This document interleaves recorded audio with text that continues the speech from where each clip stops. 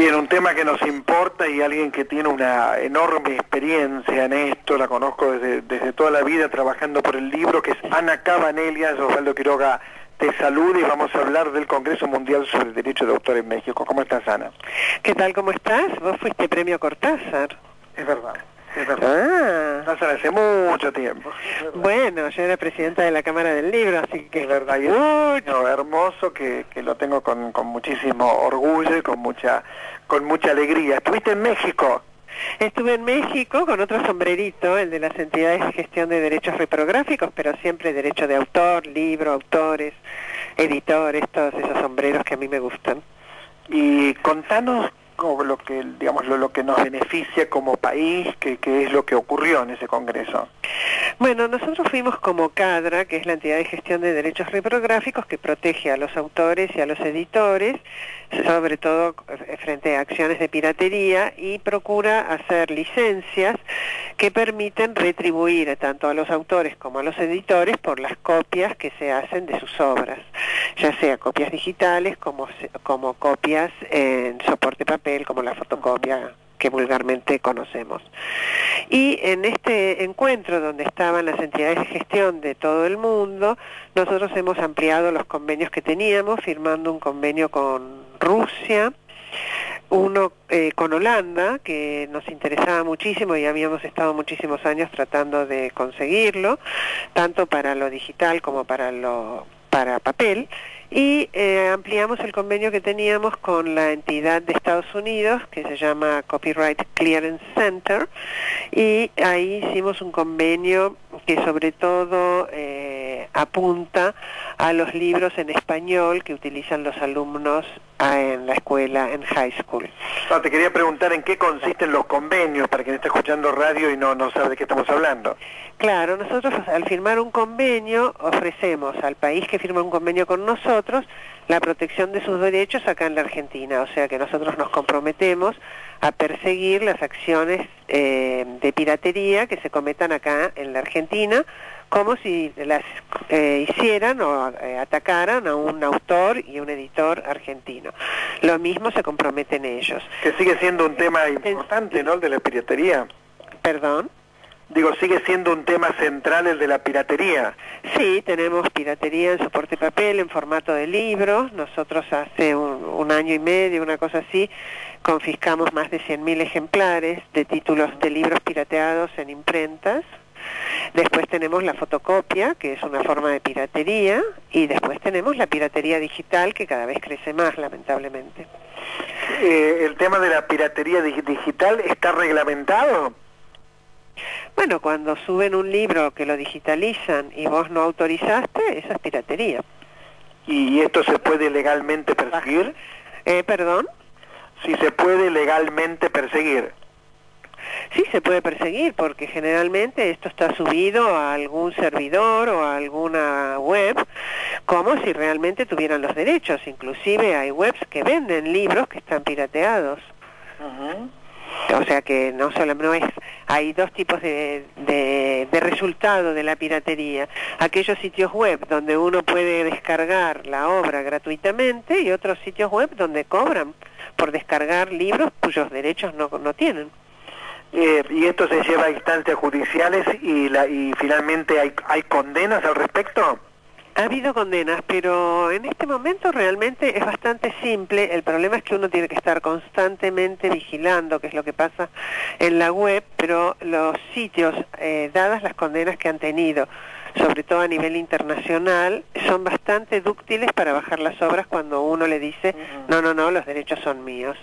Si es acá en la Argentina, un simple aviso de que la obra te pertenece, como autor o como editor, o que tenés los derechos de las dos cosas, puede servir para que bajen la obra. Pero en Estados Unidos tenés que acompañar el contrato. ¿Cómo es el tema que vos participaste de la protección de la palabra en el desarrollo de nuevas tecnologías? Bueno, nosotros estuvimos en un encuentro en Puebla donde estuvimos hablando sobre los autores y las nuevas tecnologías, por eso creo que esa es la traducción que está un poquito mal, pero que, bueno, ese era en realidad el tema, la protección de los autores como autores en las nuevas tecnologías. Porque siempre estamos hablando de los editores, pero en realidad cuando protegemos contenidos estamos protegiendo al autor, y eso a nosotros nos interesa mucho, a mí como editora, porque sin autores no tendría nada para editar, y como CADRA, como entidad de gestión, porque la mayoría de nuestros socios son editores, tenemos 1800 y pico de socios, autores, 1800 autores como socios de CADRA. Así que creemos que eso ¿Y cómo se puede fortalecer el derecho de autor?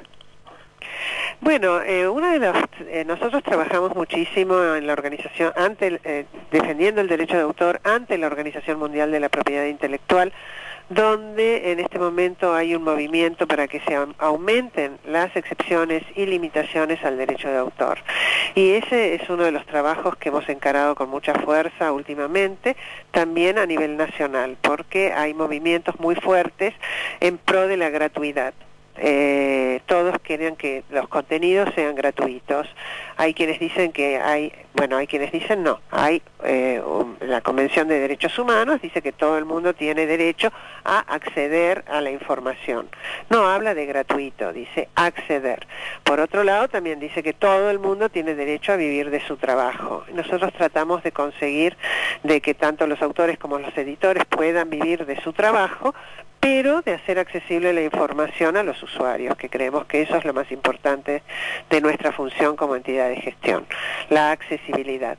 Porque bueno, en estos tiempos nadie quiere comprar un libro de 1000 páginas para usar un solo capítulo, y nosotros permitimos el acceso a ese capítulo a un precio razonable, cómodo, en un lugar donde el alumno lo tiene a su alcance o el lector lo tiene a su alcance. ¿Cómo ves el formato libro, vos que te has pasado la vida entre libros y toda esta polémica que me parece que ahora está un poco más calma entre los libros digitales y los libros en su formato tradicional?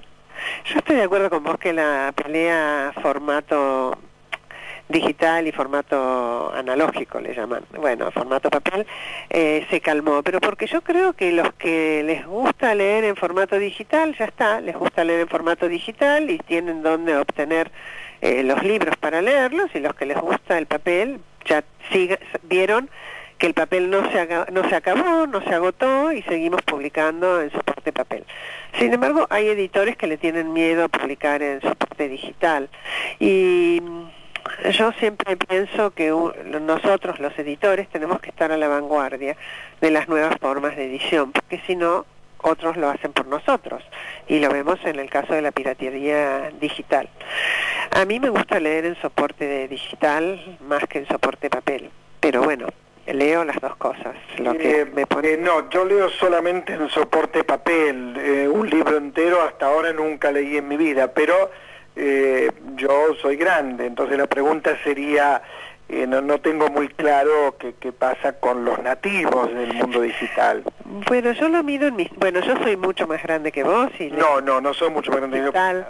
Pero bueno, en tabletas adecuadas a eso. No me gusta leer en un iPad, en una tableta que refleja la luz. Me gusta leer en una que la pantalla no me refleje la luz y que tenga una lectura cómoda, placentera. Sin embargo, yo veo mis nietos, que son todos nativos de la era... ¿Son nativos? Y sí, tengo de 16 a 3 años. Y yo hago hincapié en los de 12, 13, y a ellos no les gusta leer en la tableta. Claro. Y son chicos, tengo algunos que son hiperlectores, y sin embargo a ellos les gusta el soporte papel. El soporte papel, no sé, para mí, pero insisto en que mi opinión hay que tomarla en cuenta también por mi tiempo, ¿no? Pero digo, el soporte papel es inmejorable, porque además los libros son como objetos, y yo no podría leer un libro en otro soporte, pero reconozco que, por supuesto, sé que el otro soporte existe, sé que se vende, y sí puedo leer artículos diarios, muchas cosas en el otro soporte, pero no me imagino leyendo un libro entero en algo que no sea el papel. Y tengo entendido que no ha bajado la venta de los libros. No, si vos ves en Estados Unidos, como te digo, se estableció en una cifra que no, lamentablemente no la tengo presente en este momento, pero hay un porcentaje que se compra en soporte digital y un porcentaje que se compra en soporte papel. Y creo que de la sumatoria de lo que se publicaba anteriormente y en soporte papel exclusivamente, y lo que se publica hoy en día, ha habido un crecimiento de esa sumatoria. Creo que el soporte digital ha permitido o ha hecho que aumente el número de lectores. Por lo menos esas son las cifras que... No te puedo dar las cifras porque no las tengo presentes ahora, pero eso es el resultado que yo veo de las cifras que uno ve cuando estudia el tema, ¿no? Muy bien. Bueno, Ana Cabanellas, como siempre, un gusto conversar con vos y hablar de libros. ¿Algo que quieras anunciar para el año 2016? No, estamos tratando de trabajar mucho en armar un nuevo sistema de reparto en Cadra. Como te dije, nosotros repartimos los ingresos que obtenemos de nuestra gestión por partes iguales entre los autores y los editores, y estamos trabajando para tener un nuevo sistema de gestión más adecuado, menos manual, y eso nos está dando un poquito de trabajo, pero estamos muy contentos con Vos sos la vicepresidenta. Yo ahora soy vicepresidenta. Tenemos por suerte un autor como presidente y esperamos poder ir renovando, manteniendo como ese equilibrio, que 2 años sea un autor y 2 años sea un editor. Ana Cabanellas, te mando un gran abrazo. Hasta muy pronto. Gracias, un gusto. Espero verte pronto. Hasta luego. Claro que sí.